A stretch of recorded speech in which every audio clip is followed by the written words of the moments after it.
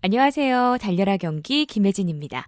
매주 목요일 하나손해보험 최주필 전문위원과 함께하는 시간이죠.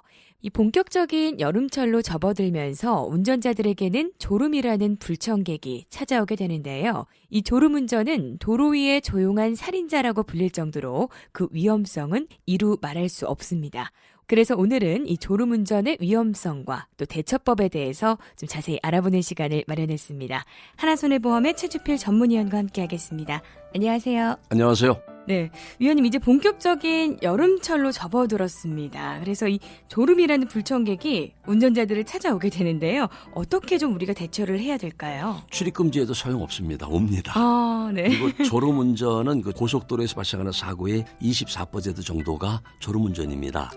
음주운전보다 스피드 마크가 없기 때문에 더 위험하고요. 네네. 고속도로 다니다 보면 그런 표가 있거든요. 그렇죠. 졸음운전의 끝은 이 세상이 아닙니다. 그만큼 아이고. 위험합니다. 얼마 전에 그 경부고속도로 양재 부근에서 그 버스가 승용차로 덮쳐서 58세 된 부부가 사망했던 사고가 있었고요. 네. 졸음이었습니다. 그리고 작년에는 영동고속도로 봉평 터널에서 관광버스가 승용차로 덮쳤거든요. 4명의 20대 여성이 사망했던 사고도 있었습니다. 네. 그러니까는 이 졸음이라고 하는 것은 거역하고 참아보는 것보다는 순리대로 피하는 것이 정답이 되겠고요. 그러니까 이렇게 생각하시면 어떨까요? 네. 몸이 아파도 어느 정도 참을 수 있거든요. 그렇죠. 또 화가 나도 어느 정도는 참을 수가 있습니다. 근데 졸음이 올 때는 방법이 없습니다.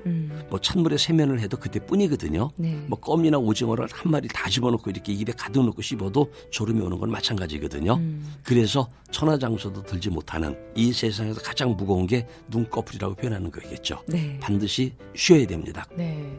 우리가 이 창문을 열고 큰 소리로 노래를 하거나 뭐 음악을 크게 듣는 이런 분들도 많이 봤어요. 별다른 효과가 없는 거죠? 결론 말씀드릴까요?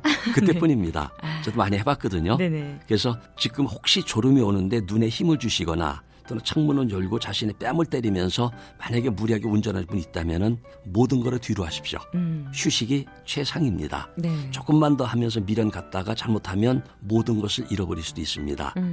교통사고 중에서 치사율이 가장 높은 게 바로 졸음운전이거든요. 네. 졸음으로 운전 인한 사고는 달리던 상태 그대로 충돌하기 때문에 스키드 마크가 없습니다. 그리고 무면허 운전 또는 음주운전보다 더 무서운 사고로 인식이 되고 있습니다. 그러니까 제동이 전혀 안 된 상태에서 발생하는 졸음운전 사고는 음주나 과속, 중앙선진법 사고보다 발생 건수도 좀 적거든요. 네네. 그러나 사고 나면 그만큼 치사율이 높다는 것은 꼭 인식할 필요가 있습니다.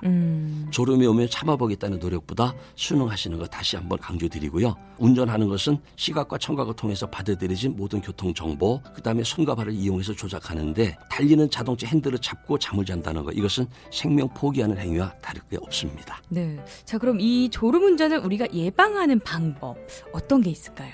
첫째는 과로하지 말아야 되고요. 네. 동승자가 있다면 운전자에게 각별한 배려해 주는 게 필요합니다. 또 졸음운전은 그 운전면허 취소 기준이 혈중 알코올 농도 0.1% 이상의 상태로 운전하는 것보다 더 위험하거든요.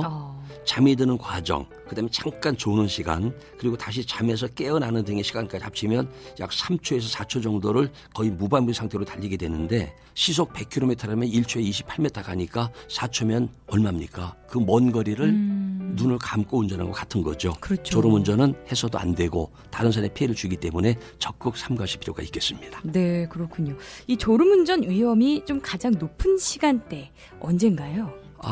장시간 운전으로 피로하거나 또는 뭐 매연 이런 교통 체증에 시달리다 보면 어김없이 졸음이 찾아오기는 하는데 네. 졸음운전의 시간대 그리고 본인이 견딜 수 있는 데도 차이가 좀 있거든요.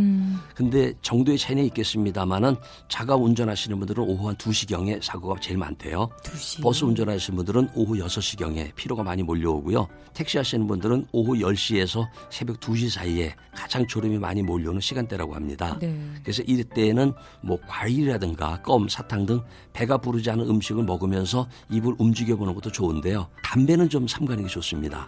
담배 피우는 동안은 여유로 갖게 되는 것 같은데 몸 안에 있는 산소를 빼앗기 때문에 나른함과 함께 졸음운전으로 더욱더 유발한다고 그러죠. 차라리 환기를 자주 시켜서 맑은 공기를 호흡하는 게 머리를 맑게 하는 데 효과가 있을 것 같고요. 네.